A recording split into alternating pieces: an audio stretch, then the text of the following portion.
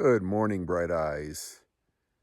It's going to be a fine day, another blue sky, bright sun, going to not be as much wind. I did, however, make a mistake yesterday, which you probably see. I burnt my nose. I didn't put on any sunscreen at all, which is weird. Normally, I'm pretty religious about that. But sometimes with a long day, you get up early, you pack early, you got to get going, and you do, and then I do it later. Well, I put my jacket on to hold my hat in place against the wind, and that meant only my face was exposed, and I forgot to cover it. Well, anyways, we'll see if I can survive. I've done some medication to it, but yeah, you can see the chaos that is our campsite. This is the tent with the fly drying out. I got some stuff lying out here. About to have breakfast in a little bit, but yeah, it's a little time for reflection here about the hike itself. And it's only 14.5 miles, so it might be a little bit longer. I'll explain why later on. It should be pretty easy walking to start off with, and there might be a little rough patch in the middle, but nothing serious. I'll explain that along the way. But I did want to talk to you about section hiking in general. There's different kinds of section hikes. You should know the acronym LASH, which means long ass section hike. That's pretty common, but I've heard two new ones that kind of fit in the lexicon of through hikers, and that would be MASH, medium ass section hike, and DASH, dinky ass section hike. And so the reason I bring this up is that when you're doing these longer stretches, not like I'm doing now, I guess a week is probably more like a MASH, maybe even a DASH in some people's eyes. 1 or 2 weeks probably is a MASH. But when you're doing out there for weeks or months, like a LASH or a full through hike end to end, you detach from so many things in modern life, and you don't become reattached for a while. So you're out there and you're floating out there. Whereas with a MASH or a DASH, by the time you get to the middle or towards the end of a few days, you're already thinking about, oh, I got to call this person, or I got to do that, or I got to, get my money and keys out because I'll need that when I get to civilization. And you do a little of that when you do pieces on a long section hike or through hike, but it's a totally different mentality. And I just wanted to mention that because it is interesting, the difference between all three. I'm glad. It's good and sad whenever you finish a hike, but I'm glad to get this section over because it was a pain in the butt. And I'm looking forward to tonight, a good meal, a soft bed, clean sheets, a shower. Not necessarily that order, but we're going to work on it, okay? In the meantime, I got to get my shit together here today, so I'll just see you on the trail. Take care.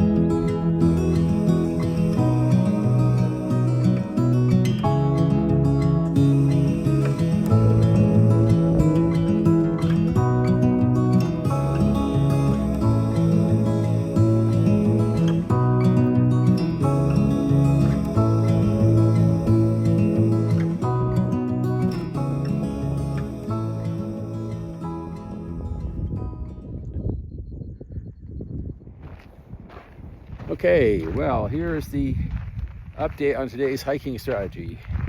So we just passed the junction. I didn't even notice it, but that's where the red line, the official trail, quote unquote, goes up towards the ridge line just south of Atlantic City, and it follows that basically towards South Pass City. Now, that is, from all reports, I didn't even see anything, just a series of cairns, or maybe flopping car snipe posts in the tundra, not tundra, the plains lands, and you just walk across it, go from spot to spot, cross-country walking. And some of the trails like that, because there's really not a lot of hiker traffic, and yeah, it's a a more scenic section, not away from the traffic on the road. But it does parallel the same road that we've been walking for the last half a day or so, the Sweetwater Cutoff Road, and that goes up towards Atlantic City. So that used to be the trail, or one of the versions of the trail, because there's so many alternates right in this area. Anyways, the point is, you do that 5 miles of cross-country walking to get back and meet the road. Well, I'm just not up for it today. I want to go ahead and get back to my car as soon as I can. However, there's a spot where I can jump back onto the red line near its end, which looks like the most interesting rocky, knobby part, and then go car into car in there, back to the road. That's where you could go to Atlantic City from there, but I'm going to keep on going. Another mile is supposed to be like that anyways, the red line, so I'll do that. But not everybody does it. They do the roads in Atlantic City and out, and I can understand. So it's not a high priority to build actual trail through that way, so it's probably going to be like that forever. There are some places in New Mexico that are like that too, so it's common. Happens sometimes. I shouldn't say it's common, but happens enough. Anyways, we're taking the road for a little bit, so I'll put some headphones and listen to tunes and crank out these first 4 miles before we get back to the trail, the official red lines.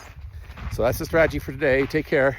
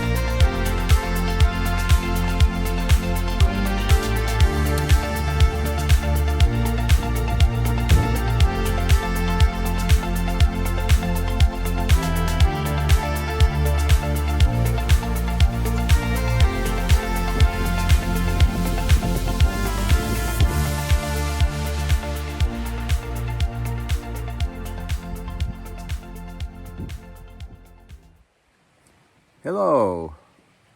We're not quite done yet. We're a mile away from the car, but hey, it's practically done. So I thought I'd stop here and make a few end notes for you.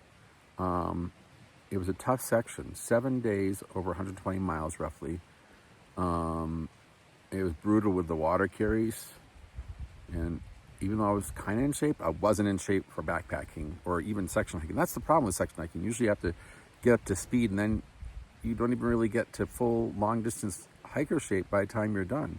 So anyways, if you can let me know what you think, if this was a mash or a dash, but I certainly don't think it was a lash. If you're interested in lashes, keep on following. I'm going to start posting videos from my next lash in late August. And that's when I'm going to complete the Pacific Crest Trail south from Sonora Pass to Campo, California. It'll take a while for the videos to come up, but late August, I think. If you're not aware, my name is Dispatch, and I'm working on a dual alternating multi-year through hike of both the Pacific Crest Trail and the Continental Divide Trail. And I started in July of 2020 when I did a short little section hike from the Canadian border to Harts Pass and the PCT southbound. That's when I came up with the idea of a DAMYTH. And then it finally came into fruition starting in April of 22. I went down to New Mexico and finished most of New Mexico except for a closure and an injury-related thing.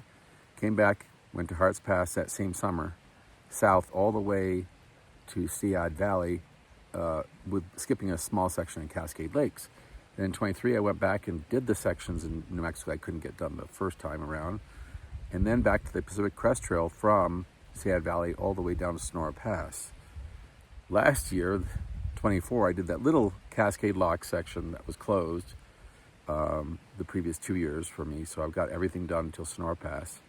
And then on the Continental Divide Trail, I went back to Cumbres Pass and hiked north through all of Colorado and almost to Rollins. But there's this little section left now because I couldn't get it done this time for a section hike, that little 60 miles south of Rollins, but we'll take care of it somehow.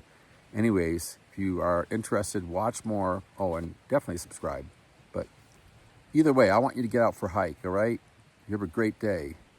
Happy trails.